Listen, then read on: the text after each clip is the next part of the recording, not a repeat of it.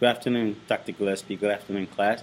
Today I will be discussing or introducing an African American, actually a scientist, a physicist, African American, who has made a tremendous breakthrough in our world today.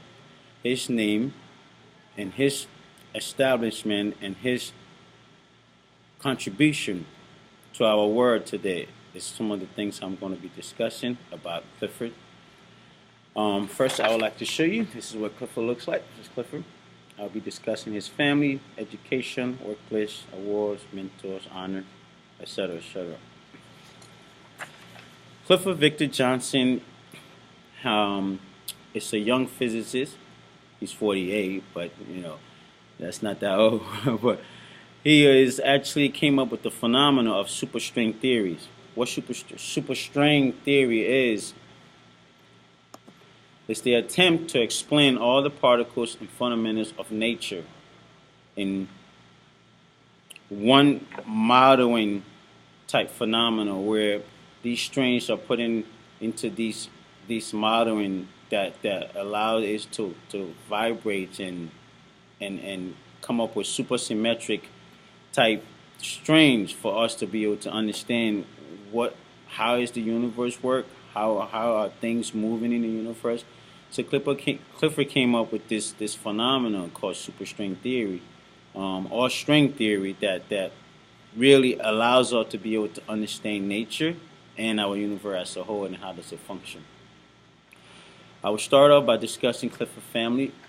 Clifford was born in England. He was born in England, Portsmouth, England. His mom and dad were both from the Caribbean. Actually, they was from the Dominica Caribbean island.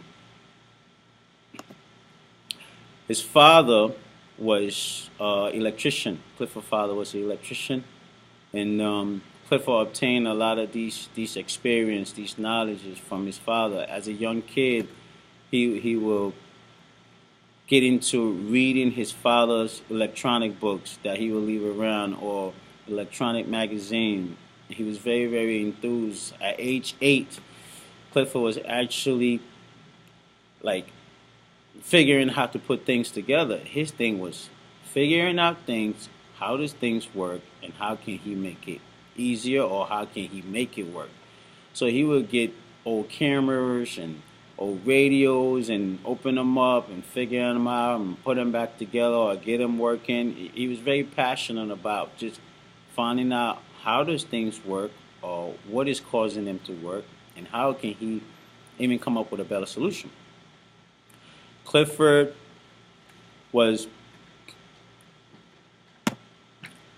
one of 3 children in his family. His what people don't know, he actually moved back to the Dominican Republic, right? The Dominican island. He actually moved back between the ages of age 10, right? And then between age 10 through 14, he lived back in the Caribbean, of that Caribbean island of Dominica. And then he moved back. He moved back to England around age 14. He moved back to England around age 14. Him and his mom. His mom got a job, and Clifford got an opportunity to get into a Catholic school, a private Catholic school.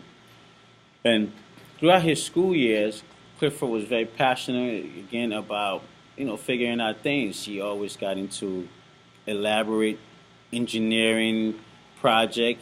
Even one of his significant projects he came up with as a youth in school, Clifford actually created a guitar, right? He created a guitar from scratch, created his own guitar from scratch, and actually made it where the guitar would produce different sounds, not like sounds the regular guitar would produce. I mean, he actually made this guitar to produce different phenomenal sounds that he actually created and built and put together. So this guy was a very, very interesting person. Right? It's something I've been reading about him. I'm really excited that I got a chance to learn about him. Next, I'll be discussing. Clifford's education. Of course, I already mentioned that he went to private school, but his first breakthrough was when he got into the Imperial College in London. Um, it's actually Imperial College of London, University of Southampton. That's what it's called. As a young kid, Clifford, he excelled in technical drawing and mathematics, and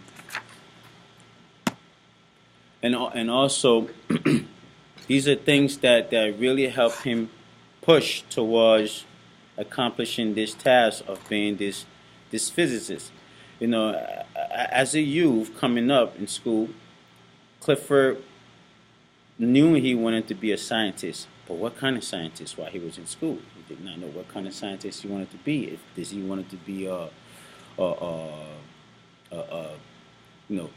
studying the universe scientist, or does he wanted to be the scientist like for instance that work on space machine?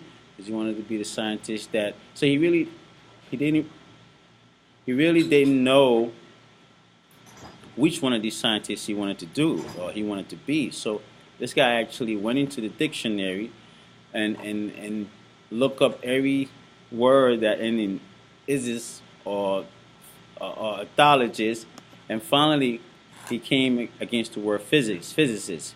And a physicist is somebody, in short definition, a physicist is somebody that tried to understand everything. So throughout college, Johnson really pursued his engineering study.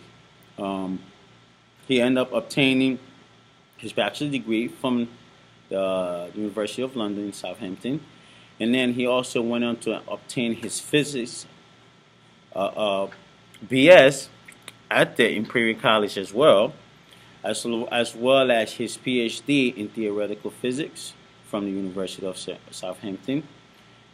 Clifford also went on to do his doctorate. He did a postdoctoral study at the Institute of Advanced Studies in Preston, New Jersey.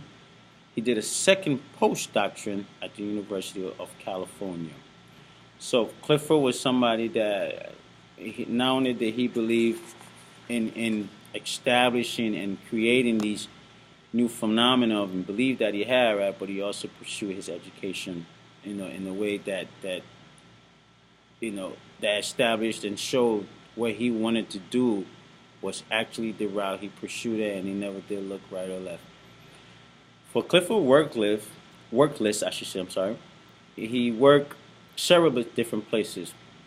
Beginning, Clifford first got his first opportunity to work as an assistant, right, at the University of Southern California, I should say, the Department of Physics and Astronomy. He was assistant there, worked regularly, and worked there regularly. After that, Johnson took a full-time position at the University of Kentucky in 1998, where he was awarded a National Science Foundation grant that allows him to produce one groundbreaking research. Also, he held a position at the Institute of Theoretical Physics, University in California, Santa Barbara.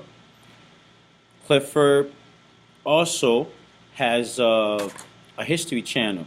Not a history channel, but he has a TV channel where he appears regularly and have discussion about the universe and actually try to describe to us and talk to us and educate us about the universe and how he is coming up with phenomena to help people understand more the conceptual aspect of what is happening in our universe and how things are working. I would like to say that Clifford is somebody that, after studying him and reading about him, I'm truly inspired. You know, as a young man, Clifford was very much embraced by music, and he has several mentors.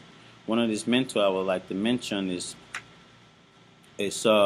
Courtney Pine.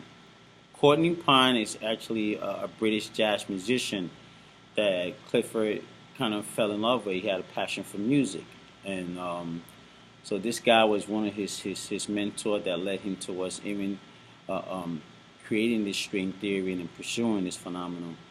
Also, One of his other mentors that he worked with side by side was called Joe Polanski, an American theoretical physicist and string theorist. Excuse me. Um, Clifford was somebody that not only did he push himself to study what he truly believed in, he actually knew he wanted to be a scientist from between ages 7 and 8, you know, and which is I found that to be very inspirational, you know, for a kid that is at 8 years old is already seeking and creating engineering aspect that was actually used, you know, was actually functional, you know, and the fact that as a youth also he stayed away from TV, didn't watch TV that much, you know, he spent most of his time creating, drawing, and trying to engineer new aspects, new things, new way of accomplishing things, especially through electronics, because he got that background from his father. This is a person that I'm truly going to read about more, study about more, because I find his upbringing, not only that his drive to be able to actually pursue what he truly believed in from a very young age was actually inspirational to me. Thank you for your time, and once again, I want you to always remember one young, important African American scientist that is doing phenomenal things in our world today, and his name is Clifford Victor Johnson. Thank you for your time.